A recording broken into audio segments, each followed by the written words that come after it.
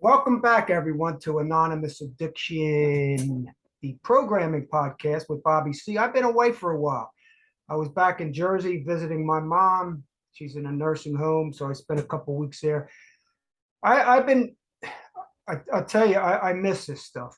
You know, all the subscribers, all the listeners, thank you. I appreciate it. I just really appreciate whoever subscribes, whoever's listening to it.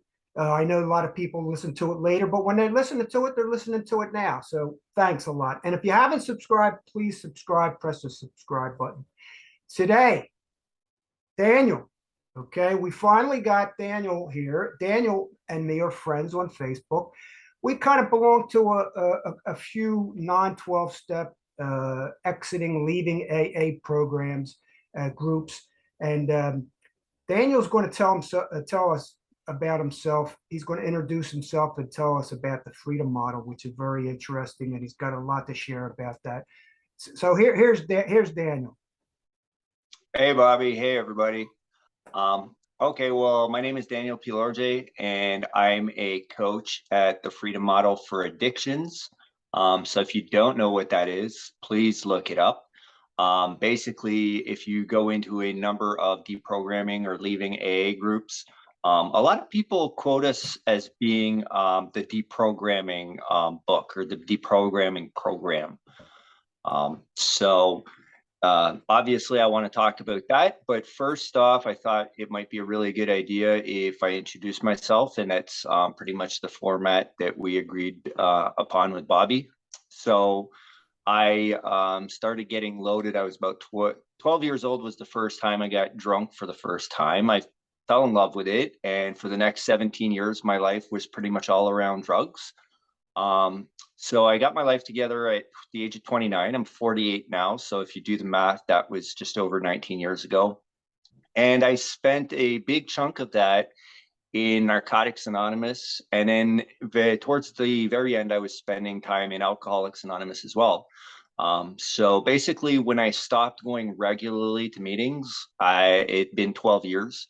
And so I had what you would call 12 years clean or 12 years sober, depending on what fellowship you're in. And I had more meetings than days without drugs. And through the entire process, I decided that I wanted to become a substance abuse counselor.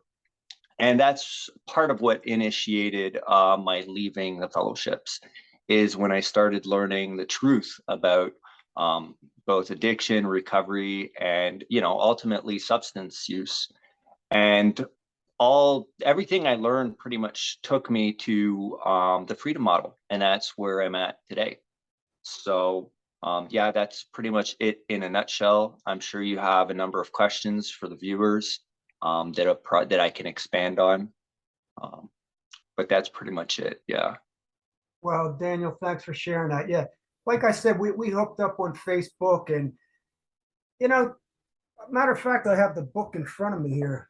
There's the Freedom Model book, and I just have to say to the viewers, Daniel's going to share some things what he's learned and appreciated from the Freedom Model, from the book itself, from Mark and Michelle and Stephen over there, and I think Stephen's in New York now, and Matthew, who's you and Matthew kind of hook up and do a coaching section. You do some videos, which I've been posting on my.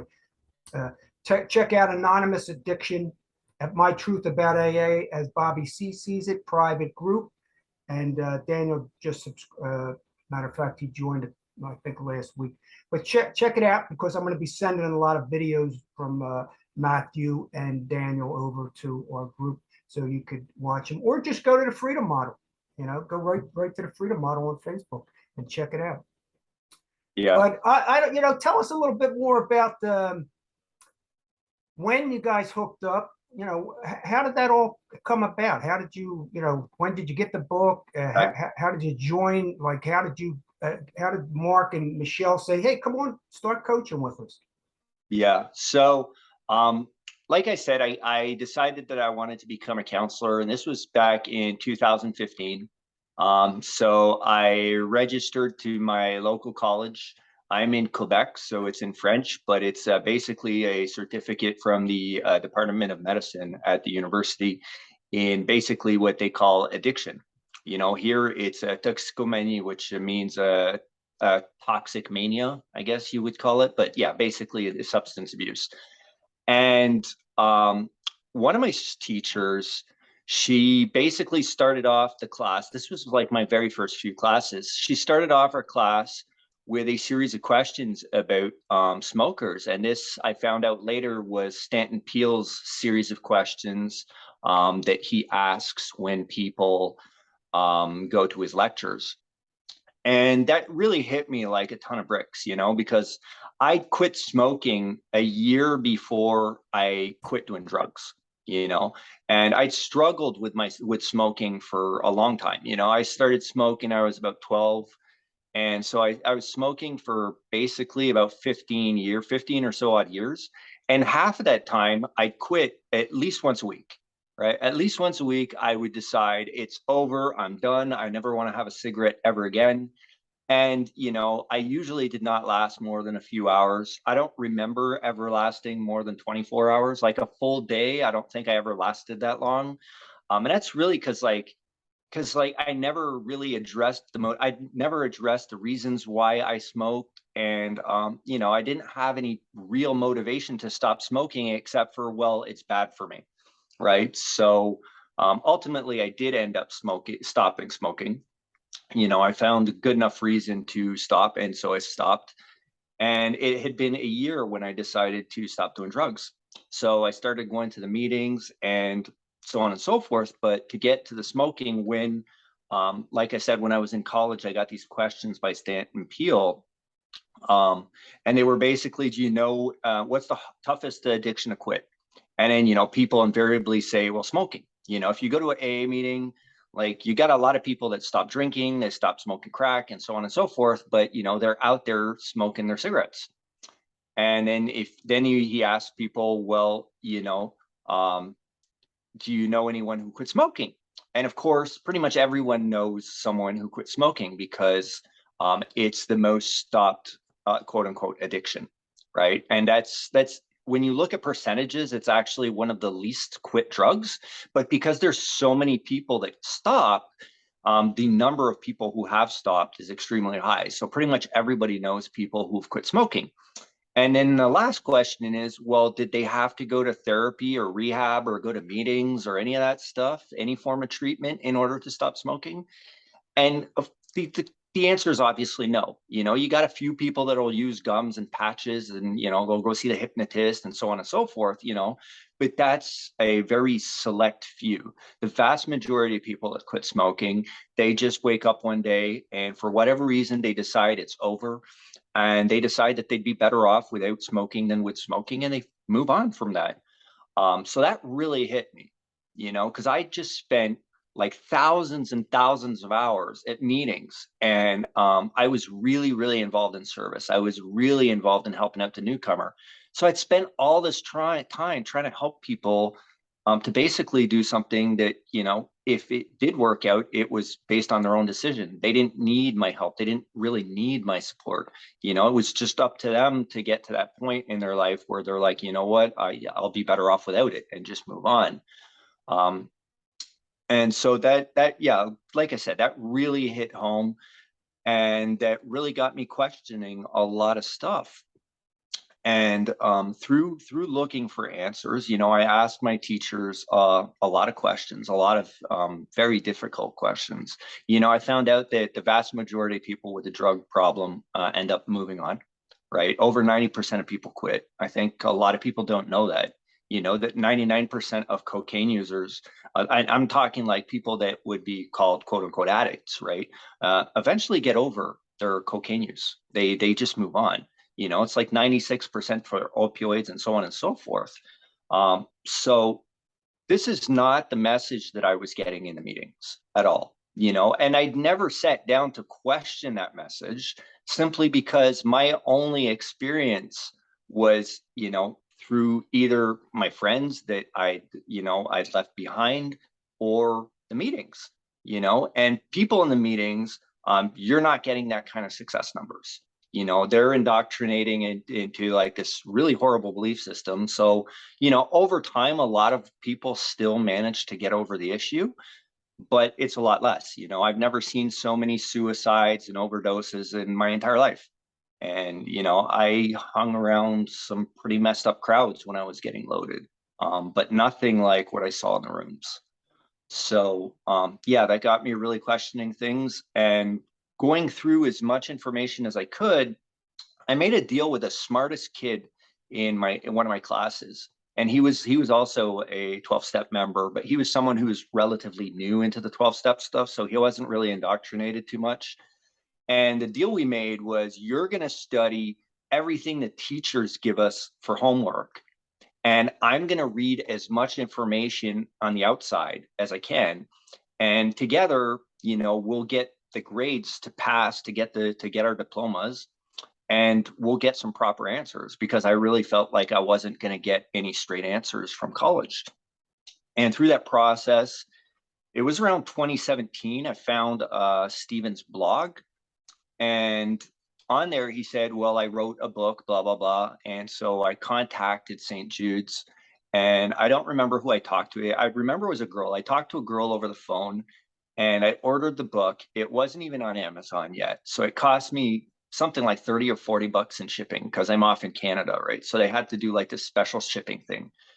So it really cost me a lot of money comparatively to, you know, buying it on Amazon today. But I didn't care, you know, like I was like, man, whoever wrote this blog, like everything in here, I'm like, if he's compiled these ideas into a book, this is really a compilation of the best stuff that I found through my own personal digging. And so, yeah, I just ended up with a Freedom Model book, and I got to talking to Michelle and Mark. Stephen wasn't around much at that point, especially on Facebook. And then they started off a Facebook group, and I pretty much like would answer as many questions on the Facebook group to people who were struggling with understanding stuff. And so they noticed me. You know, they were like, oh, this guy, you know, like he seems to understand what we're about. And I think that's because we can relate on so many levels. You know, they are both like ex members that spent a lot of times, you know, a lot of time in the rooms. And, you know, unlike a lot of people who've left the fellowships, I'm someone who really, really loved it there. I really had a good time. I did not make tons and tons of friends. You know, I had a very select group of people, but the people that I had, I cherished, and I really loved the environment. I really loved the fact that I would meet all these people. You know, it was just, to me, it was really disappointing that so many people didn't stick around. You know, that was one thing that I found very hard, was, you know, you try to make a new friend, and like 6 months later, he's gone. You know, so eventually, you know, I did make a couple of friends, um, and none of those people are still in the rooms at this point. You know, they're either dead, or, you know, we're still friends, but they want nothing to do with 12 step anymore. They've just moved on with their life. Um, and so, yeah, that's how I found the Freedom Model. And when they decided that they were going to start switching to a more of a digital format, and they wanted to do a lot of online coaching and help people through the internet, Mark reached out to me, and he was like, yeah, you know, do you want to be part of the team? And that was the greatest gift that they could have given me, you know, because at that point I was working in what you guys call in the States a sober living house. You know, I'd worked in a detox slash rehab, and then I was in a sober living house, and it was pretty miserable on many levels, you know. The messages that the guys would and the girls would vehiculate to each other were just very, very toxic messages. And so, of course, we had a perpetual cycle of the same people coming back over and over again and just struggling all the time. So, yeah, they gave me a shout out, and I went through the training with them, and now I'm an online coach with them. And, you know, like you said, both me and Matthew, who's another coach, we have a show that's every first and third Wednesday of the month. If people look up the Freedom Model for Addictions, it's on YouTube, on Facebook, and I believe on Twitter. So anyways, we do a live every 2 weeks where we answer the community's questions to the best of our ability. And yeah, that's pretty much where I'm at right now. Very cool. Very cool. Yeah, we have a lot in common. Daniel and I talked offline for probably about 2 hours. Like first time an hour, second time probably an hour. So we got to know each other, and we have a lot in common. Here's the deal. You mentioned smoking cigarettes. Well, today I am smoke free, cigarette free, tobacco free, whatever you want to call it. Do I pick a coin up? Am I celebrating 5 years, 2 years, 1 year, 6 months? No, I don't do that. Well, it's the same with, I'm alcohol free today. I'm drug and alcohol free. Today, I don't celebrate any of those things. Now, is it a good thing? I would imagine, I think it's a good thing, maybe 90 days, maybe a year. You celebrate, hey, you achieved something. Okay, let's move on from there. Let's achieve some more things. To me, alcohol and drugs, this is only my take. To me, alcohol and drugs today is not. I don't have to maintain anything. It's just my lifestyle. I don't even think about it. I just don't do it. It's just like I don't do a lot of other harmful behaviors for my body. Because I believe in the body, mind, and spirit, and I believe my body's a temple, and I kind of respect that. So I watch what I put into it. Not that I don't eat all kinds of crap and everything, and I think the biggest addiction probably out there could be sugar. I don't know, but maybe. But I can relate to a lot. You're talking about smoking. Yeah, I don't go around to Smokeaholics Anonymous meetings. I don't have to do that. I don't have to collect chips, and I don't have to brag about my I don't smoke anymore, or I don't have to go around telling everybody don't smoke. If somebody came to me and say, "Hey, Bobby, can you got some tips on not smoking?" I would, give it to them. Same thing as alcohol or drugs. I would give people tips. Now, I'm the type of person that I read books, I read things, I research everything. I always say, listen, think, question, observe, and become aware of your surroundings, even if it's a book, or if it's a YouTube, or if it's a listener, or if it's a guru, mentor. I don't care who it is. I check out a lot of things. I'm not a fanatic in one thing. Now, in the Freedom Model book, I don't buy everything in there. I mean, that's just me. And I wouldn't expect, look, if I read a book and I read it, and if I'm like, this is it, this is the only way, this is it, I don't do that. Is there a lot of great things in the Freedom Model book for me? Yes, there is. Do I believe everything? No. Okay. And I have the right to do that. And I think that's the freedom. That's the freedom of the Freedom Model and this podcast right now. It's the power of choice. It's the power of belief, because we all know whatever we can conceive and believe, we can achieve, because of this mind is so powerful. Okay. So I overall, I don't believe everything. And I believe this is a big book. This is a big book. This is way, way bigger than the big book, because the big book's only 164 pages. How in the hell can you learn anything from 164 pages? Because it's the Alcoholics Anonymous doctrine. It's the principles. It's the AA 12 steps, 12 traditions, 12 concepts. And I'll tell you what, they say there's only suggestions. That's a bunch of BS, because they pump it into you constantly. If they're not going to get you now, they'll get you later with something. Okay.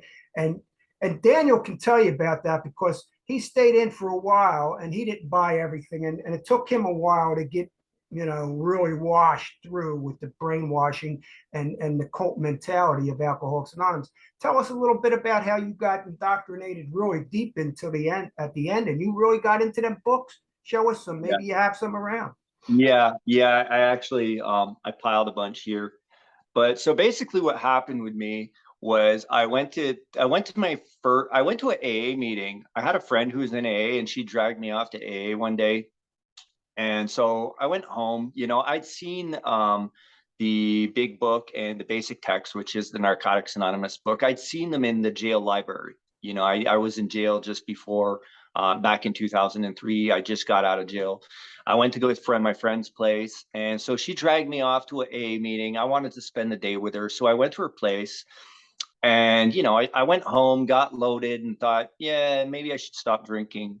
because basically I talked to this guy outside. He kept on talking about his blackout drinking and blah blah blah, and I could somewhat relate to that because like I drank to the point of blackout, God knows how many times. But I was what you call like all dressed. I really liked a lot of substances. I didn't stick to like just alcohol. Um, so I went home, got loaded, thought about that, and then I went back on a pretty bad bender for a couple of weeks. And I was like, you know what? I'm done. I really have to stop. This is too much. It's not gonna work out. I don't want to go back to jail. I don't want to keep on screwing up my life. I'm gonna be 30 soon. I got to get my shit together. And ironically, that's usually around the age that a lot of people will stop is as they approach 30. So I decided that I was going to go to Narcotics Anonymous because, I was like, well, like I really like doing lots of drugs. Alcoholics Anonymous is not going to be for me because they're just a bunch of drunks. So I went to my local Narcotics Anonymous meeting. And in there, I was told the basic 4 suggestions. I heard this at my very first meeting. Do 90 meetings in 90 days, get a sponsor, take the steps, get involved in service. Now, the only thing I understood about that is do 90 meetings in 90 days. I didn't know what the hell the steps were. I didn't know what a sponsor was. I didn't know what they meant by service. I was like, yeah, I guess I just should do the 90 and 90, and I'll figure out this other stuff as I go along. And so, of course, I had this old guy who approached me on my 3rd meeting, and we got to talking and and so by then I'd understood, that I needed to have some type of mentor. So I asked him, do you want to be my sponsor? And that didn't really work out too well because he didn't want to take me through the steps quite yet. He was like, take your time with that. And I was like, that doesn't make much sense, buddy. So I ended up getting another sponsor, and I went through a couple of guys before I actually got someone that I was really happy with. But that's how I kind of jumped in. And during those 90 meetings in 90 days, the thing that I found the most profoundly shocking is I would see people that would come in and they would pick up a newcomer key tag. Like in AA, I don't know how it is down in California, but here in Quebec, they give people an envelope, that's got a bunch of paperwork in it and stuff.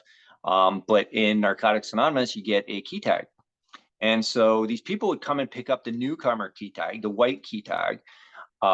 And they would be crying and, I had 14 years and I relapsed and my life is a mess and blah, blah, blah. And then I'd never see them again, and I saw so many people like that. I must have seen like 20 or 30 people in that span of 90 days.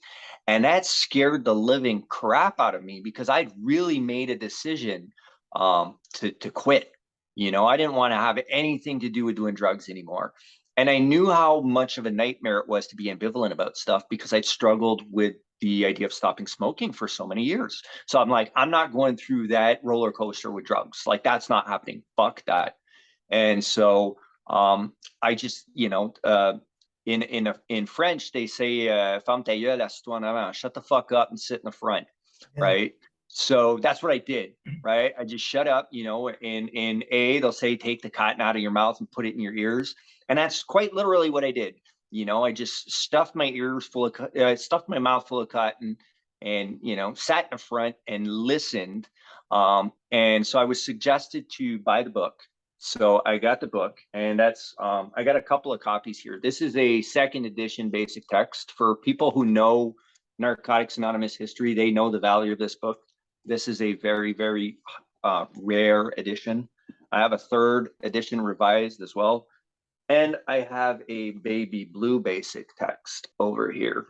So that's basically the book that I sat down and read over and over and over again.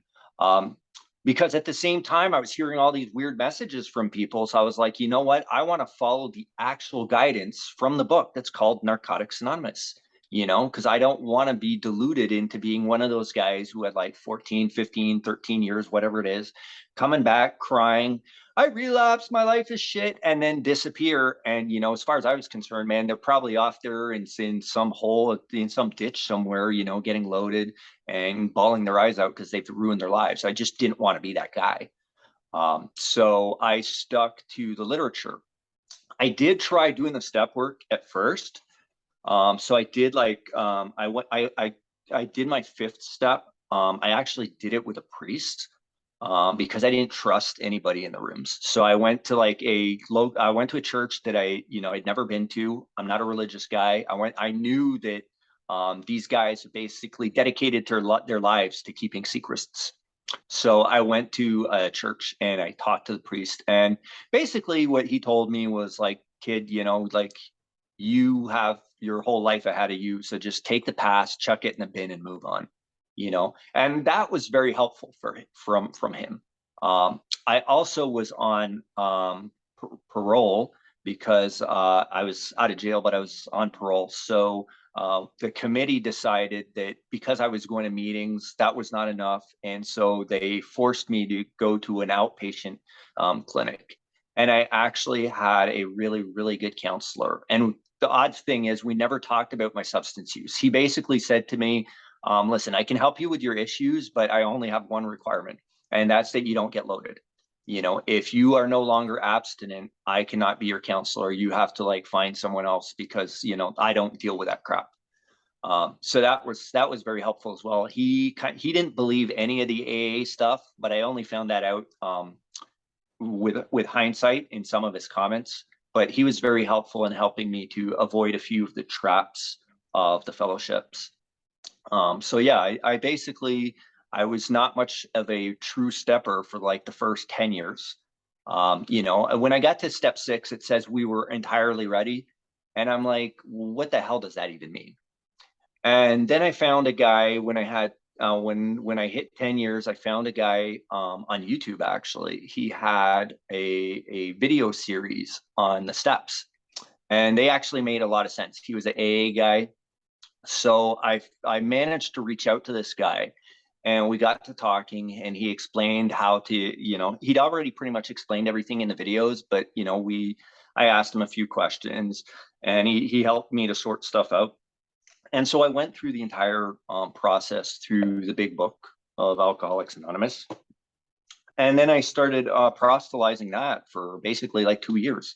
And that's kind of what drove me to become a counselor. I was like, oh, I was doing so much of this stuff. But what was weird was most people it wasn't working. I'd take them through the steps, they'd reveal all these crazy things to me. Like I think I have some type of like trauma from all the insane stuff that I've heard from people, because in the process of 2 years, I listened to over 100 fifth steps. And some people have some very, very, very disturbed lives. So that guy ultimately ended, when we talked, I said, listen, I only have like, out of all these people, I only have like one guy that's gone through the whole thing and that's out there actively trying to do step work with people. And he was like, yeah, that sounds about right. And I was like, hold on, that sounds about right. That's not the numbers that are in the book, right? In the book, they say that it's like 75% success or something. And ultimately, that guy went back out drinking and he killed himself in a hotel room. Now, his step work videos are still up on YouTube, and you can look them up. It's I think they're called Back to Basics.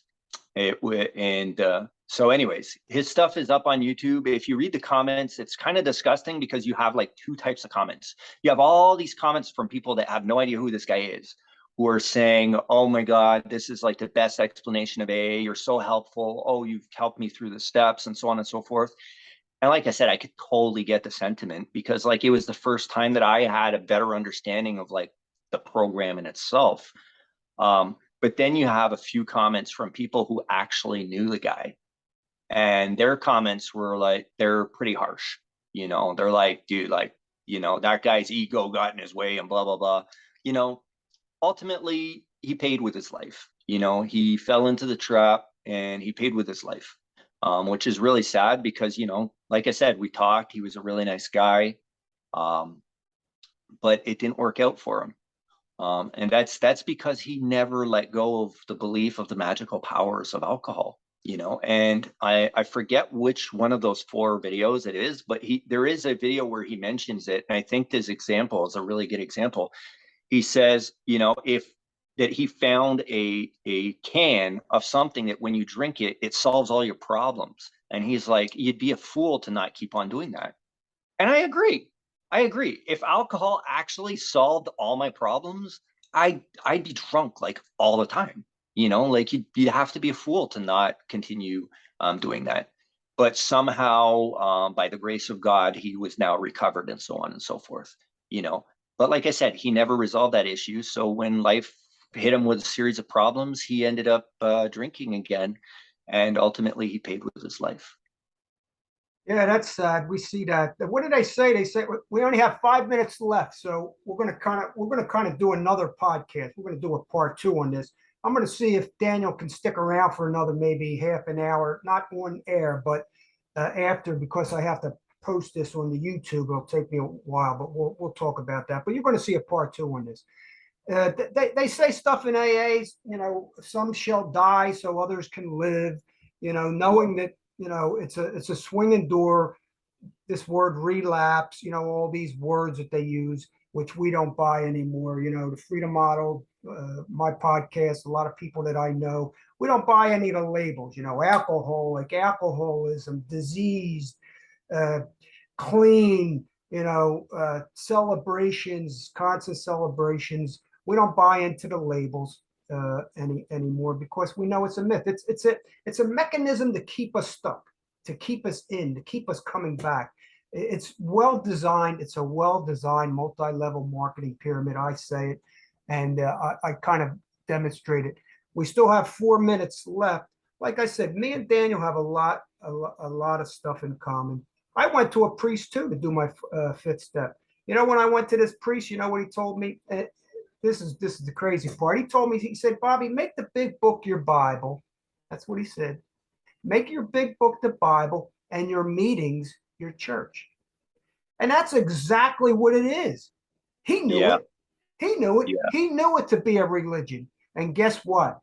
This father, this priest, he started ACOA, Adult Children of Alcoholics, yeah. and the women loved him. I mean, he used to have women pour into his church, and eventually he took off his collar and started a retreats, and he started programs, and he's still there today, and he's helping a lot of people in different ways too, because I don't think he buys all the AA stuff, but he's got a lot of indoctrination from the Catholic Church. I believe it's kind of linked together, the Catholic Church, and I describe that on a bunch of my podcasts, how the Catholic Church and AA is like this, and how the cults within a cult, you know, let's just say even this new secular AA bull BS, for the agnostic and the atheist,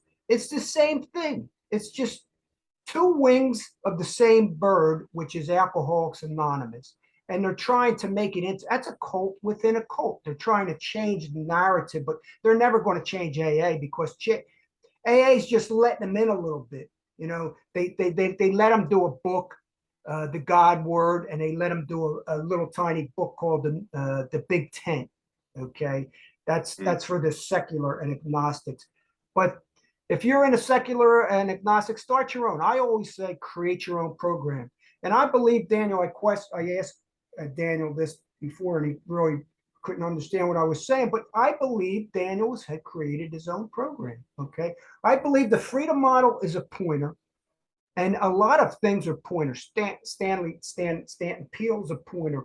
There's a lot of pointers to the way, but it's our way. We create by like Daniel said, researching. Don't stop researching. Don't stop listening, questioning, observing, and becoming aware, and do a bunch of research. We have 1 minute and 55 seconds left. Daniel, sign us off, and then we're going to go do another a part two podcast later this week, or maybe even today. So what do you got to say? We got 1 minute left. All right. Well, yeah, I think the freedom model is really about sorting through a lot of the nonsense that we believe culturally. And as we sort through that nonsense, we pretty much like change our minds on a lot of things, because at the end of the day, that's the only thing that can change you is you. like you have to make that decision in your life.